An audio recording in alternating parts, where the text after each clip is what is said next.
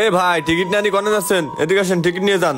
বুঝলাম না ভাই, কিসের টিকিট? বুঝতে পারছেন না কিসের টিকিট? এই যে আপনারা যে যাবেন 10 টাকার টিকিট, তার টিকিটটা কাটিয়ে দিয়ে তাই ঢোকেন। আপনারা এতগুলো লোকজন টিকিট না কাটি কিরকম চলে যাচ্ছেন? হয় মিয়া, ফাজলামি করো নাকি? টিকিট কাটবো মানে? ভাই ফাজলামি মানে? আপনি বুঝতে পারছেন না 10 টাকা করে টিকিট কাটা লাগবে? আপনারা ওই ব্রিজে যাবেন না? হ্যাঁ, ব্রিজে যাচ্ছি তো। ব্রিজে যাইতে কিসের টিকিট? ও ভাই, আপনি কি পাগল হয়ে গেছেন নাকি?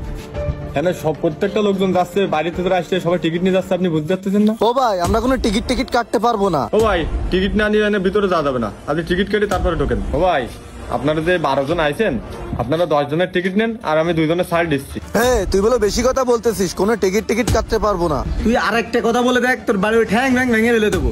ভাই, আপনি যে টিকিট কাটতে চাচ্ছেন না, তাহলে শোনেন, এখানে ব্রিজ করতে 1400 ড্রাম লাগিছে।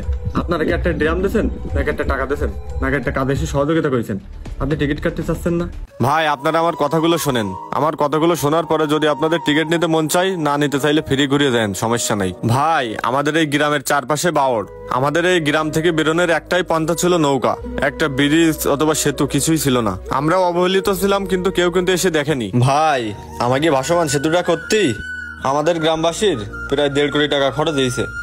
ভাই, আমরা কিন্তু সরকারিভাবে ও বেসরকারিভাবে কোনো অনুদান পাইনি। আমরা কিন্তু নিজেদের উদ্যোগে এই ভাসমান সেতুটা তৈরি করছি। একটা সময় কিন্তু এই গ্রামে কেউ মেয়ে বিয়ে করতে চাইতো না। নৌকা দিয়ে পারাপার হওয়া ছাড়া যাতায়াতের কোনো সুব্যবস্থা ছিল না। তাই আর এখন এখানে কিন্তু আমরা কষ্ট করে ব্রিজটা বানাইছি বলে এখানে কিন্তু হাজার হাজার মানুষ প্রতিদিন দেখতে আসে। এটা দর্শনীয় স্থান হয়ে গেছে।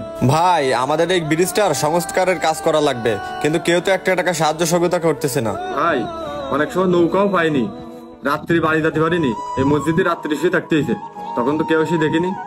স্কুল কলেজের ছেলেমেয়েরা এখন ফ্রিতে ভালোভাবে যাতায়াত করতে পারে। ভাই, আমাদের এই গ্রামের মানুষের কাছ থেকে আমরা যাতায়াতের কোনো এন্ট্রি ফি নেই না। আমাদের গ্রামের মানুষের একসময় অনেক যাতায়াতের দুর্ভোগ ছিল। ভাসমান সেতুটা হওয়ার পর থেকে আমাদের এই দুর্ভোগটা কেটে গেছে। তাহলে তো ভাই আপনারা বুঝতেই পারলেন যে আমরা কতটা কষ্ট করে আমরা এই সেতুটা নির্মাণ করেছি। তাহলে ভাই আপনারাই বলেন, তাহলে আপনারা কেন টিকিট নেবেন না?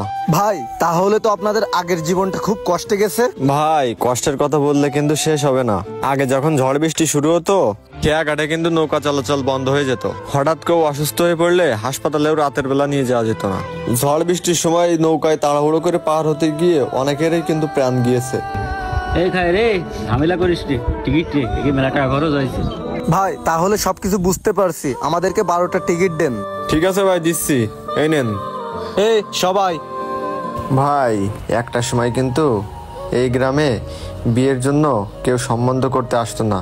প্লাস্টিকের ড্রাম দিয়ে সেতু তৈরি করার পর থেকে প্রতিদিন হাজার হাজার লাখ লাখ মানুষ এই ভাসমান সেতু দেখার জন্য ছুটে আসে। ভিডিওটি ভালো লাগলে সবাই শেয়ার করবেন।